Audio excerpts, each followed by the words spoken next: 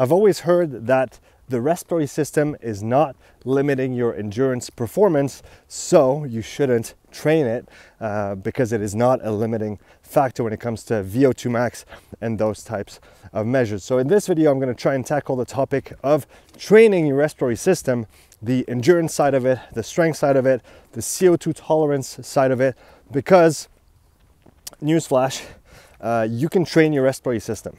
And it is also true that your VO2 max is not technically limited by your respiratory system. So what I'm going to try and do here is break down the relationship between your respiratory system and your VO2 max. That's going to be step one, understanding how those two interact and how, in fact, it's true, your respiratory system does not limit in normal conditions your maximal oxygen consumption. However, this does not mean that you cannot train your respiratory system, train respiratory muscles, train your tolerance to certain biochemical states that we can induce with training and have a net positive effect on performance. It is documented, it is researched for what it's worth. And we're going to go through all this in this video. So let's start with the VO2 max concept and talk about why the respiratory system in most situations, in normal conditions, does not technically limit that maximal oxygen consumption. The primary driver of VO2 max is cardiac output, how much blood your heart pushes through your body. Then we have the peripheral factor, which is the muscle, where oxygen is being brought to, is being delivered to, and it's inside your muscles, inside your mitochondria more specifically, that oxygen is then being utilized to recycle ATP and to fuel your muscle contractions, maintain cellular structures, etc., etc. So VO2 max is composed of that cardiac output component, which is the biggest one, the peripheral component, which is smaller, the transport component, which is essentially how many red blood cells do you have, how much oxygen can you transport in your blood, what is your capacity to dilate your blood vessels to bring or let more blood and more oxygen through. Those are really the big ones. Cardiac output is the biggest one by far. Then there's those two, peripheral, transport. And the fourth one, which is actually a tiny sliver, probably 5% or so, contributing to VO2 max, is the respiratory system, because the oxygen that you transport inside your blood vessels, that you pump with your heart, and that you deliver to your muscles has to come from somewhere. It comes from your environment. It comes from those guys. Those guys use photosynthesis, which is the exact reverse reaction of cellular respiration, and they put out oxygen. They take CO2, they put out oxygen. We take in the oxygen, we put out CO2. Isn't this wonderful? So this is where it comes from, and we have to bring it inside the body, right? Inside the lung is like a pocket, but it's not technically inside the body per se. It has to go through the alveoli and pass into the bloodstream. Now it is inside your body. And so, like I said before, this transition, this diffusion from the from the alveoli into the pulmonary capillaries, this diffusion process is not typically limited for most people. There's two main cases where we might see this being limited. Number one is with altitude. Altitude, what happens, there's the same amount of oxygen in the air if we talk in relative terms, because there's about 21% at sea level for oxygen. Bonjour. So 21% at sea level, and that remains actually when you go to altitude, right? You can't say that the percentage drops. What drops is the partial pressure of oxygen. So think of a gradient as a slope, and the bigger the gradient, the steeper the slope. And what happens is that there's a molecule at the top of the slope, and if there's an important gradient, which is essentially a difference in concentration, or here pressure, that molecule is going to roll down faster, obviously. That makes sense. So what happens is that at altitude, the partial pressure of oxygen in the environment goes down, so the gradient is not as strong, so the slope is less steep, meaning that those oxygen molecules have a harder time finding their way into our body and then into our blood, and then into our cells, and then into our mitochondria. It's a kind of a cascade, right, of pressures that go down and down and down and down. And if you have less at the beginning, you can think of it again as a slope that's not as steep, and that molecule has a harder time rolling down. And that is what can limit VO2 max from the respiratory system standpoint. Sorry, I'm just walking through mud. It's a little bit of a mess. I'm trying to get through it. So that can limit the respiratory system when it comes to VO2 max. We know that VO2 max goes down as you go up at altitude. And one funny fact about this is that when you get to the top of Everest, an elite marathon runner will actually end up having the same VO2 max as an average Joe, even though the average Joe wouldn't probably make it up to the top of Everest. But anyway, it gets to a point where your VO2 max just reaches a kind of a bottom plateau, and that plateau is the same for everybody regardless of your initial level of fitness. So essentially fit people lose fitness faster as they go to altitude compared to non-elite folks. So that was a little fact on the side here for you. So altitude can limit VO2 max from a pulmonary diffusion standpoint. There's another situation that we see where obviously if you have some obstruction from a pulmonary standpoint, so something medical, pathological, that can influence this aspect as well. And we also see what we call arterial I lost the word. I actually lost the word. I had it and then I didn't anymore. So essentially it's the phenomenon that describes, that essentially happens in highly elite athletes, runners, cyclists and such, that have really big hearts and that could push massive amounts of bloods around the body during an intense effort, talking about 40 liter plus per minute being pushed through the body. And what happens is that you have to think of the capillaries where, so the capillaries exist in multiple places.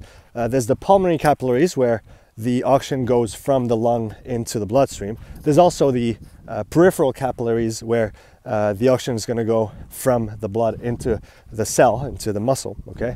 Those capillaries are actually single file, meaning that your red blood cells are going one behind the other, one after the other, in those tiny little tubes in order to allow that diffusion process to happen. It's like the one lane with the taxi, with the cabs at the airport, where people arrive and get out of the cab, single file only.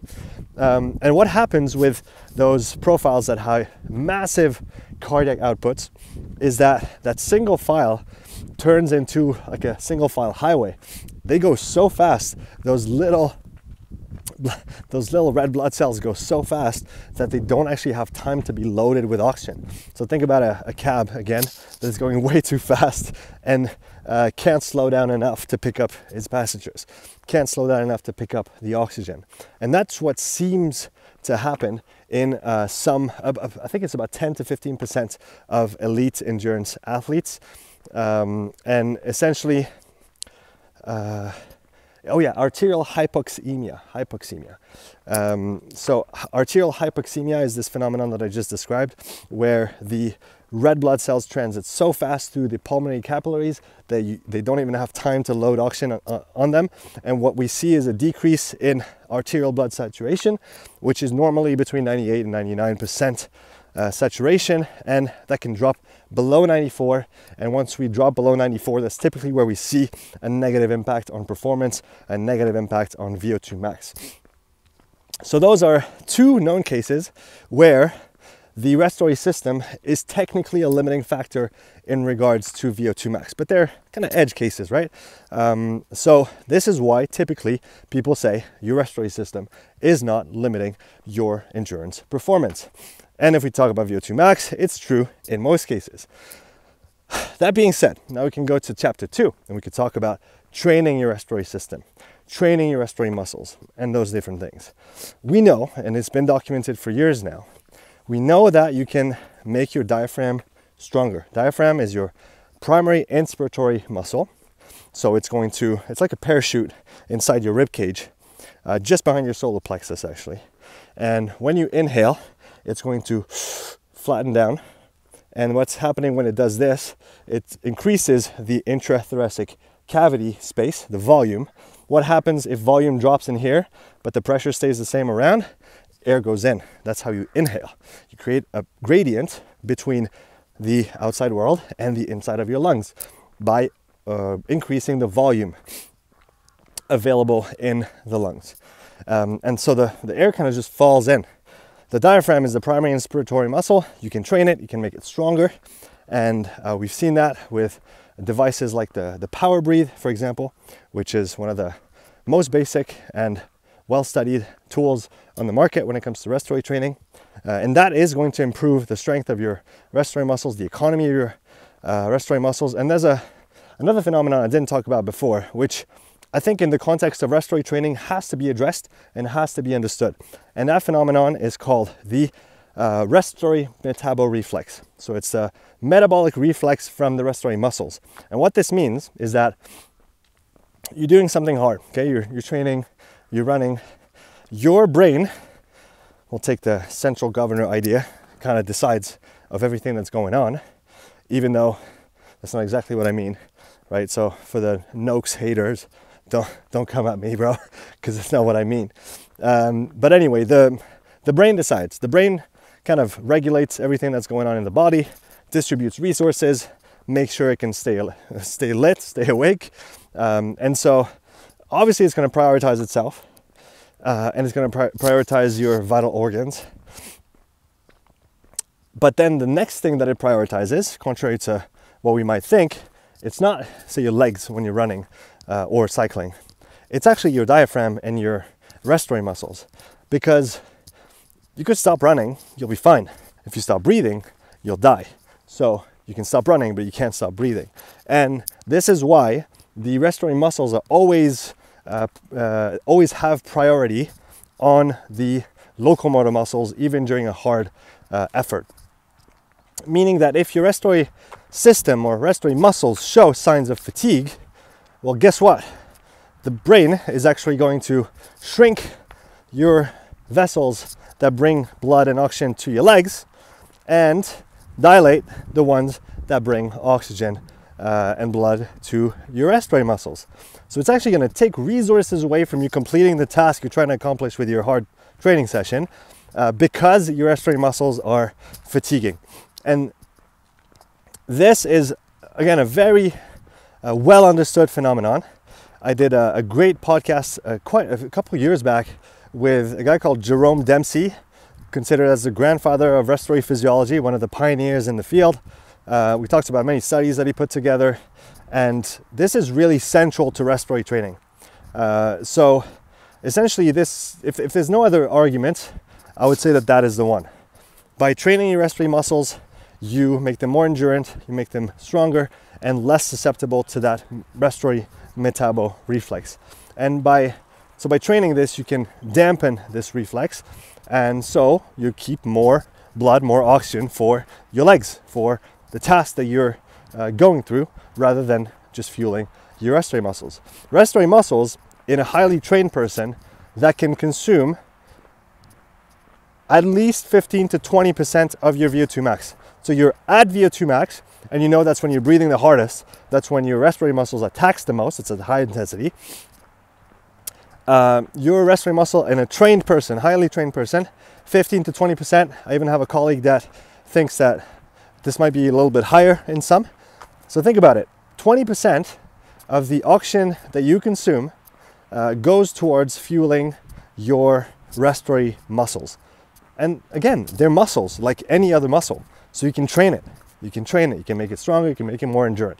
We talked about the Power Breathe before, which is one of the tools you can use.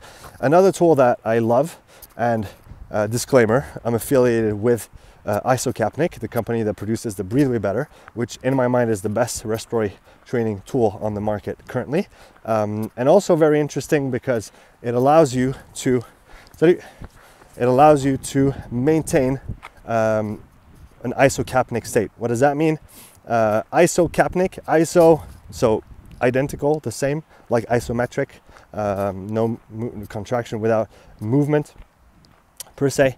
Isocapnic has to do with CO2, the CO2 that you generate while exercising through the metabolic process, through cellular respiration. And that CO2 that is going to actually trigger your chemoreceptors and increase your ventilation. So that CO2 accumulates as you train. And if you hyperventilate, so now I'm ventilating normally for the amount of effort that I'm doing. If I hyperventilate,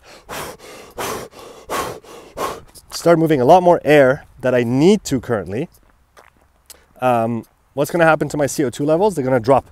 My brain doesn't like that, so usually going to trigger a bit of a headache, so that you stop doing that and you come back to an isocapnic level. And so with the Breathe Way Better, with that tool, you can essentially hyperventilate at rest, so without exercising, and keep targeting, keep stressing your diaphragm and your respiratory muscles for minutes and minutes and minutes, whereas already doing a high intensity interval for 4 minutes is hard, it's long, it's painful.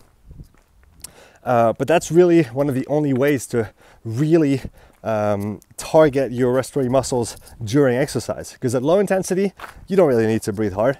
You shouldn't if you do it at the right intensity.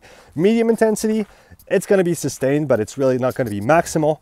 And if you want to really stress those muscles, you need to increase ventilation.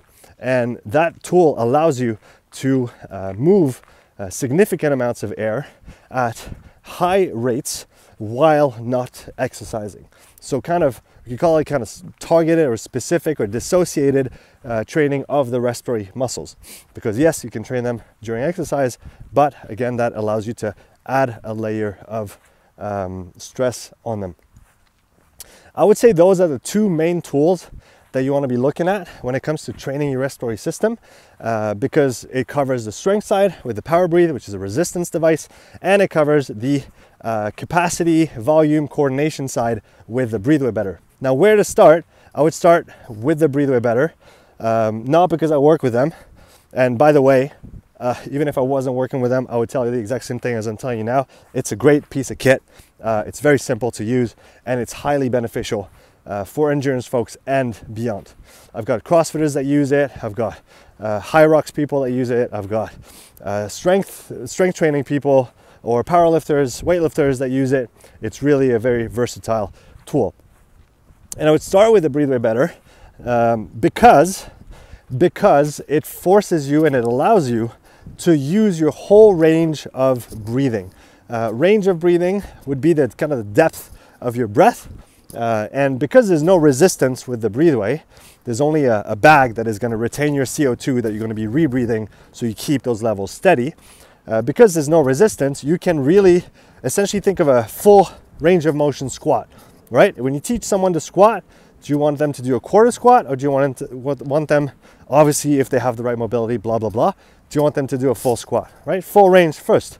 Can we do some quarter squats later, specific for sprinters, blah, blah, blah? Of course. But we want to be able to use the full range of motion.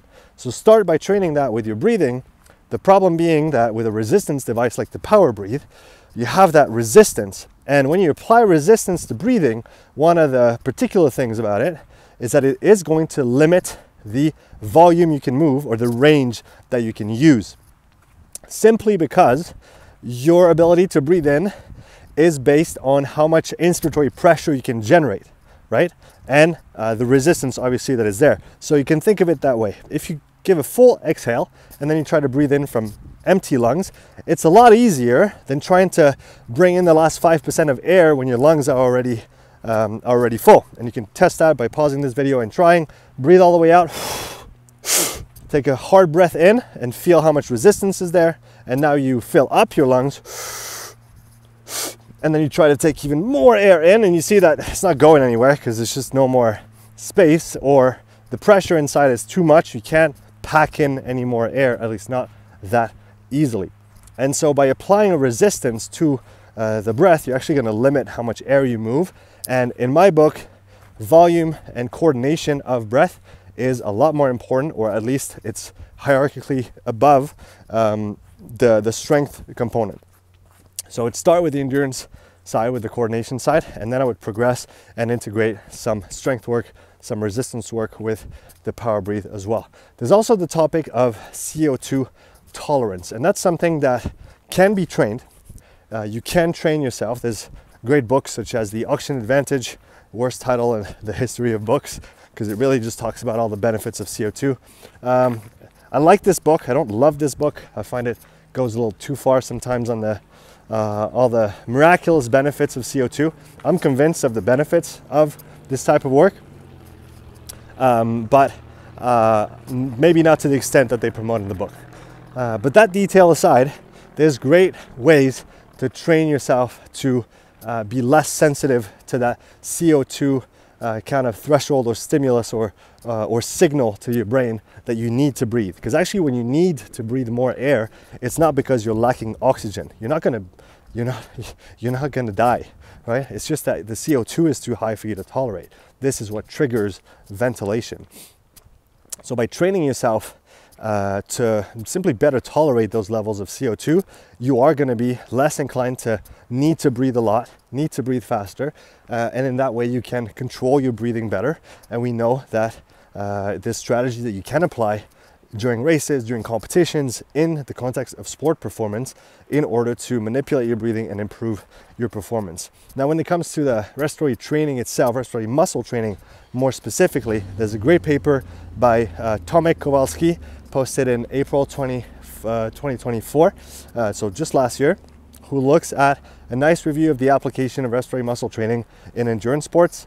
And you can see that we find improvements in performance, like time trial performance, control studies, where we see typically 2 to 5% improvements in terms of performance, which doesn't seem much for some, but for others, that's actually the difference between winning and getting 10th place, right? Depending on the level that you're at. So when you're looking for those little percents to make a difference in your performance, I definitely think you should think about respiratory training as something to add to your routine, or at least explore as a tool.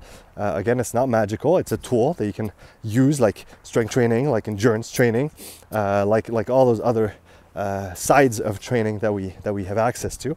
And you can use it to your advantage. Other demographic that would benefit from this is people that feel like breathing is limiting their performance, right? If you feel like your breathing limits you, then it's likely going to be beneficial.